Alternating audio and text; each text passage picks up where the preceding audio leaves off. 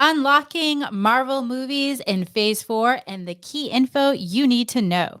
As of today, Thor: Love and Thunder debuts, and unfortunately, What's that? the critics don't love it. It's gotten a bad review, 7.2. Actually, not really. On IMDb, that's where I look at. It says 7.2 out of 10. That's not bad. Maybe we should look at IMDb because on Rotten Tomatoes, which is where everybody goes, it has a 69% from the critics, though. And sometimes True. the critics' reviews and the audience reviews are not necessarily in line. Critics are critical. But I have to say, over the course of the Marvel movies, this is the lowest one. It does say on IMDb popularity, it says 4.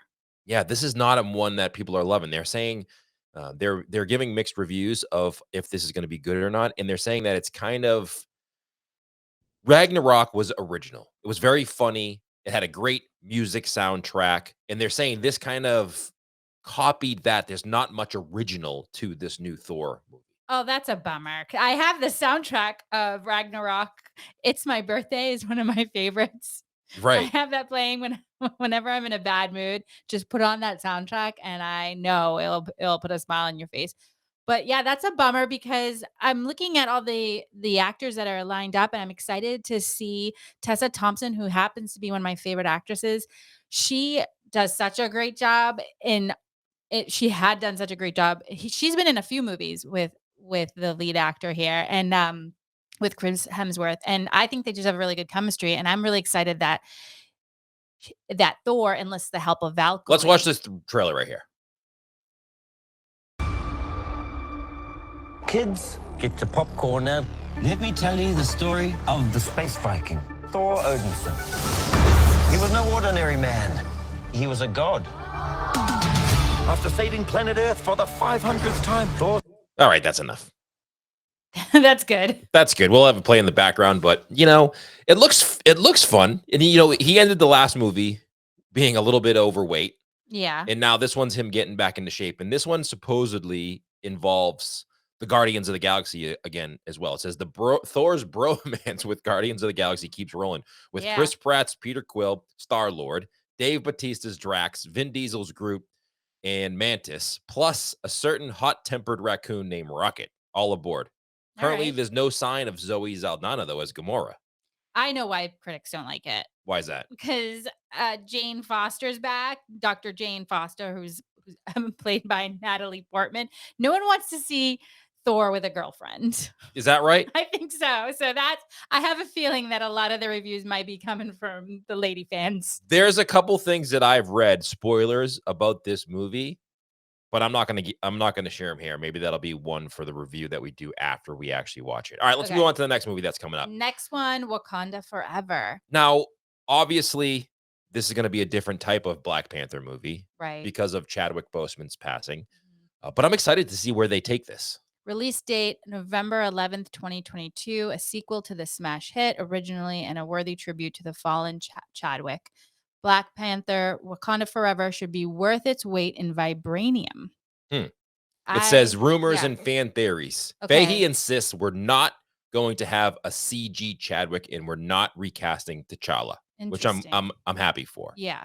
So who will step into the central role? In the comics, Shuri took the mantle of Black Panther. Cool. In the world that is Wakanda Forever might embrace her evolution from Brainiac backroom Mrs. Fix-It-All to the nation's leader.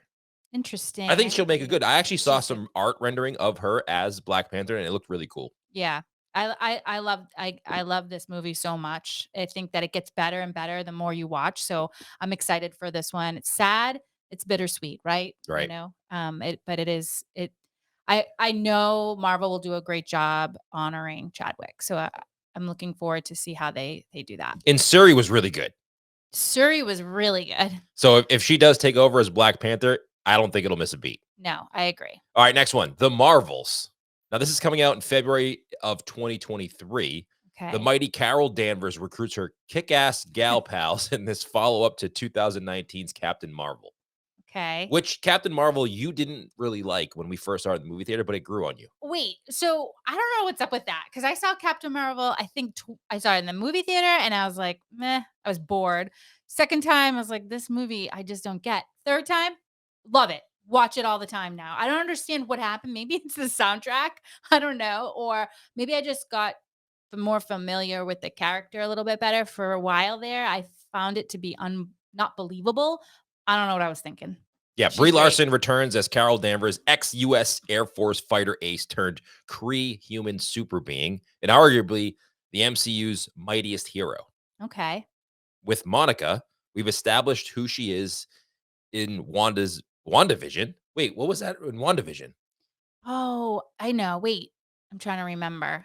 Towards the end, right? Yeah, that's right. And in the Marvels, we have an opportunity to further understand who this woman is. Little Monica had a relationship with Carol Danvers, and we'll get to see what happens with that relationship and how or if it brings them to the present. We're gonna be busy. There's a lot more on your list that's coming up on the Right. MCU Phase 4. There is. Now, the next one is Guardians of the Galaxy Volume 3. Volume 3. Release date May 2023. The universe's best loved space rabble returns for this MCU Phase 4 highlight. The Guardians of the Galaxy 3, directed by longtime saga supremo James Gunn. He's back. He's back. So let's see how this one turns out. Rumors. I'm going to go all the way down to the rumors. Guardians of the Galaxy Volume 3 rumors and fan theories. For the finale of Avengers Endgame, Thor hitched the ride with Guardians of the Galaxy.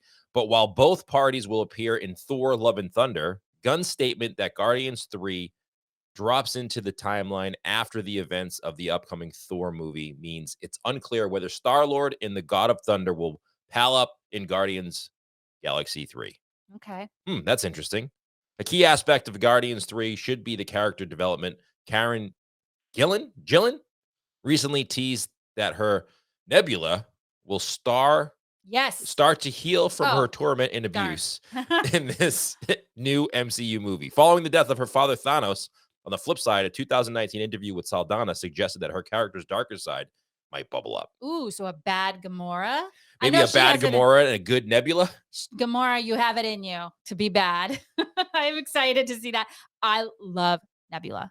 You do? Love her. So I got excited because at first I thought you said Star, like she's going to be the main person in this film, but you said start. Fine. She's starting to heal from her abuse and torment, which is great. I'm glad to see that.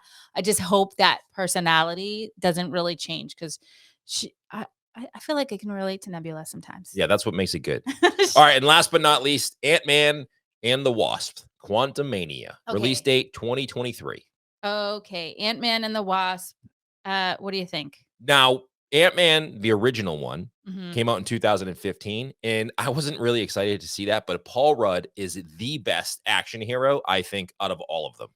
Little did you know, Ant-Man is going to continue until 2055, and Paul Rudd will still not have aged. Right. Paul Rudd's the only actor who could be in an 80s movie and a movie in 2023 and still look the same. Exactly the same and have the same charisma and energy on screen. I don't know. I don't get it. Is there a better person to play the role of Ant-Man with the quirky comedy that he brings to the table? Absolutely not. Definitely not. Amazing. I love him. I hope that this one, here's the thing with Ant-Man though. I now have a high expectation. So I hope it exceeds or meets my expectations. Well, what did you think of Ant-Man and the Wasp, the second one?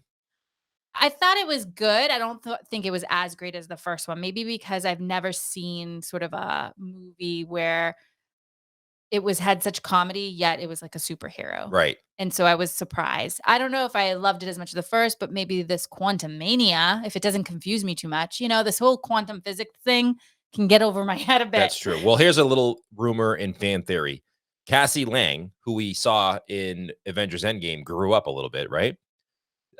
May seem like a bit part role, but keep your eyes on this supposed girl next door. In the comics, Cassie exposure to Pym particles at a young age gave her a similar ability to her old man, but without needing the Hank Pym design high-tech suit.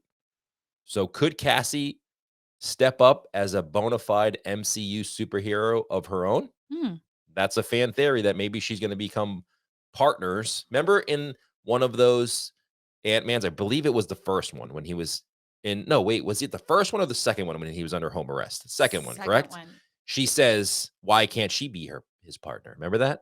Right. And then they had this like training thing in their house where Right. they dug tunnels and So maybe he's been, training her to All- become his partner over time. yeah, all along it's gonna be her. Well, let us know, which one are you most excited for out of these ones mentioned, Constantina? Which one are you most excited for?